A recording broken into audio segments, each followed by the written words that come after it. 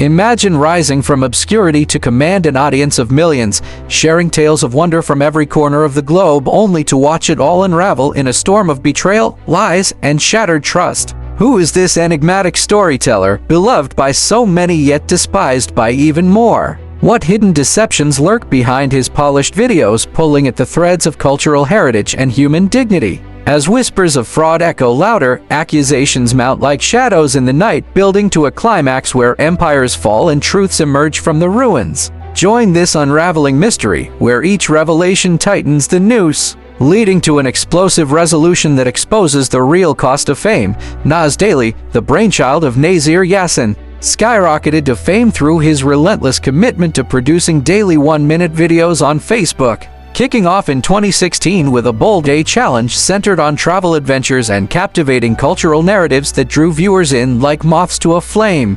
Yassin, hailing from Israel, had ditched a high-paying gig to chase this dream, pouring his passion into documenting global stories that highlighted diverse people, places, and traditions. From the very first upload on April 9, 2016, on his Facebook page titled Nas Daily, he set the stage for what would become a phenomenon, blending sharp storytelling with eye-opening insights that resonated deeply across borders. As days turned into months, his audience swelled, fueled by the authenticity of his journeys visiting remote villages, interviewing everyday heroes, and unveiling hidden gems that made the world feel smaller and more connected. By the time he wrapped up that epic day streak in January 2019, Nas Daily boasted an astonishing 12 million followers on Facebook alone, a testament to how his bite-sized videos captured hearts worldwide. In a tearful moment captured on camera, Yassin shared his emotions, saying through visible sobs, "10 minutes ago I cried.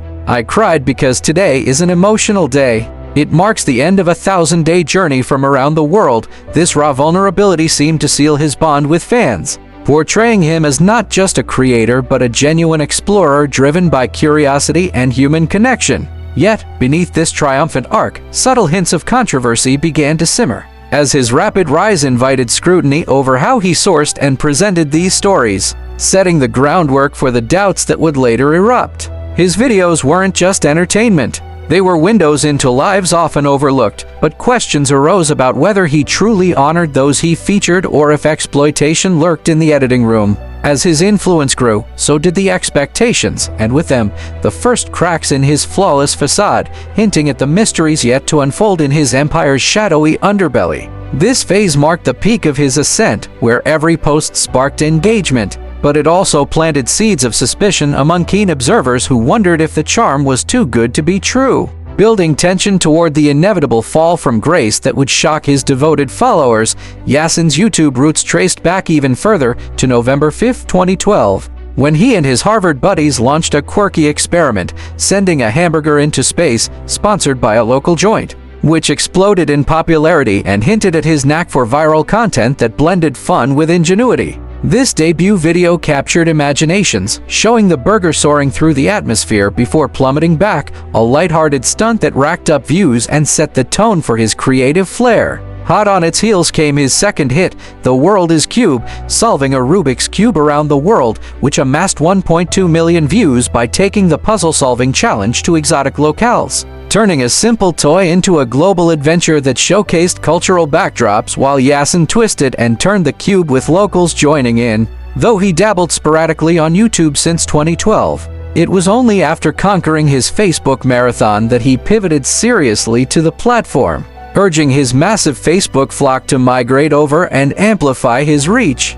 By 2019, this strategy paid off handsomely. Every upload surged to millions of views, with some breaching the 10 million barrier as his channel hit its zenith, growing at a breakneck pace that seemed unstoppable. Videos poured out, each one a polished gem of storytelling, from heartwarming encounters to thought-provoking cultural dives, drawing in viewers who praised his energy and perspective. Yet, even in this golden era, underlying tensions brewed. His occasional uploads prior hinted at a scattered approach, but now with focused effort, the stakes rose, and so did the potential for missteps. Fans cheered as metrics climbed, but insiders whispered about the pressure to maintain that momentum, foreshadowing how this rapid expansion might invite shortcuts or oversights. As his content evolved, incorporating more ambitious themes, The audience's adoration masked growing concerns over authenticity, especially when collaborations and sponsorships entered the mix, subtly eroding the pure travel vibe that launched him.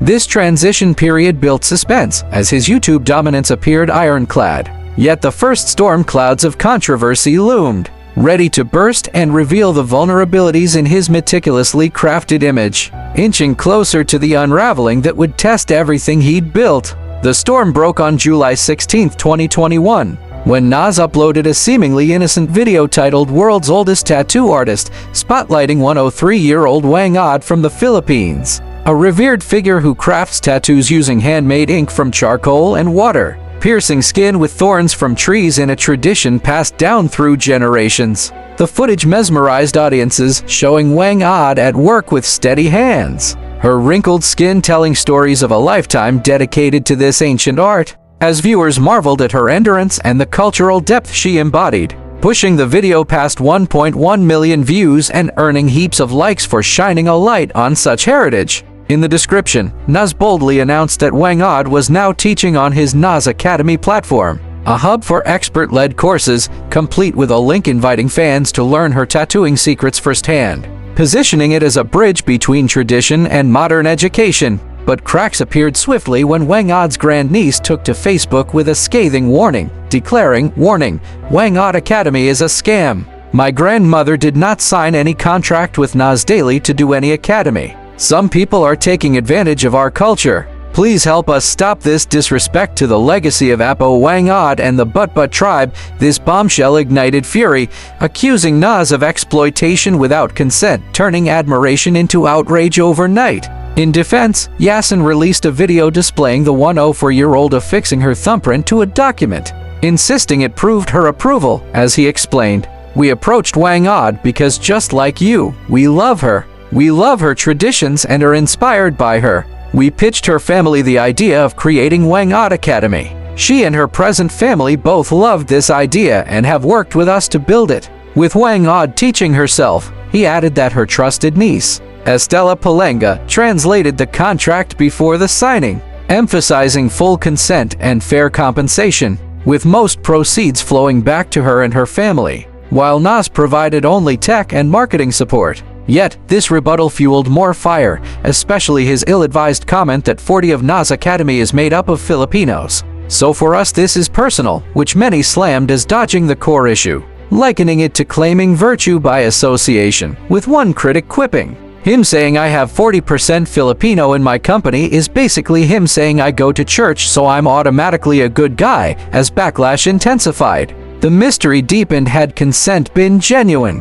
Or was there a tragic misunderstanding exploiting an elder's legacy? The controversy spiraled as Wang Yi's granddaughter, Gracia Palakas, stepped forward to dismantle Nas's claims, revealing in a public statement that she had spoken directly with her grandmother, who confessed she did not understand what the translator was saying. "I'm sorry to tell you she will not be joining the Nas Daily. I know you have good intentions of sharing our culture to the next generation. However, our village concern is that some people are profiting and exploiting our art and culture. I know you spoke to someone and gave some money and will share profits, but Apo Wang Od is not aware of the contract. Hope you sort this out." This revelation amplified the outcry, painting a picture of miscommunication and cultural disregard, as hashtags like #unfollow Nas Daily trended fiercely, costing him a staggering 500,000 followers on Facebook in just 3 days. A digital exodus that underscored the betrayal felt by fans. The Philippine government's National Commission on Indigenous Peoples, tasked with protecting indigenous rights, launched a formal probe into the matter, uncovering that the Kalinga tribe's tattooing art is communal property, demanding collective community consent beyond any individual's signature. A critical oversight by Nas, given his vast influence, over 50 million followers at the time. Acknowledging the blunder, Nas dispatched a team to Wang Od's remote village to rectify the situation, negotiating a fresh contract that addressed the family's and community's demands, ultimately leading to a resolution where both sides expressed satisfaction and peace. This effort at amends offered a glimmer of redemption, but the damage lingered, eroding trust and highlighting how his global platform could inadvertently trample on sacred traditions.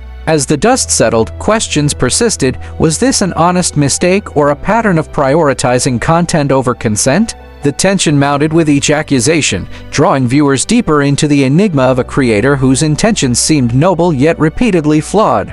Edging toward more revelations that would further dismantle his reputation, fresh wounds opened when Filipino farmer and entrepreneur Luis Mabulo accused Nas of cultural insensitivity during his visit to her cacao project, an anti-deforestation initiative empowering local farmers, as she vented on Facebook on August 5, 2021, detailing how the influencer belittled her community. In her post, she recounted, "I watched him imitate and mock the local accent language, vocalizing Tagalog-sounding syllabic phrases saying it sounded stupid. He repeatedly said that the people of my hometown, poor farmers, are so poor. Why are Filipinos so poor? He said no one wants to hear about farmers or farms. It's not clickable, viewable content." He didn't care about making change or shedding light on real issues. He only wanted content, a good, easy story to tell that would get him more Filipino views. He even joked at the start of the day that all he needed was to put Philippines in the title and he'd rack millions of views.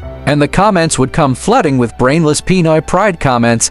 This viral expose fanned the flames of existing controversies, portraying Nas as dismissive and profit-driven, exploiting vulnerable stories for clicks rather than genuine advocacy. The backlash painted him as a cultural tourist, skimming surfaces without respect, intensifying the mystery of his true motives, philanthropist or opportunist. As her words spread like wildfire, supporters rallied against him, demanding accountability for what seemed like blatant mockery of dialects and socio-economic struggles, further chipping away at his image as a bridge builder between cultures. In rebuttal, Nas firmly denied the allegations, asserting that the cacao project didn't hold up under scrutiny, explaining in his response that a fake story in the Philippines, which is the cacao project on paper, it was supposed to be a non-profit that helps farmers. In reality, it's a for-profit that exploits farmers. Once we arrived at your plantation, once we saw the village and talked to the farmers, we came to the conclusion that there is no story here,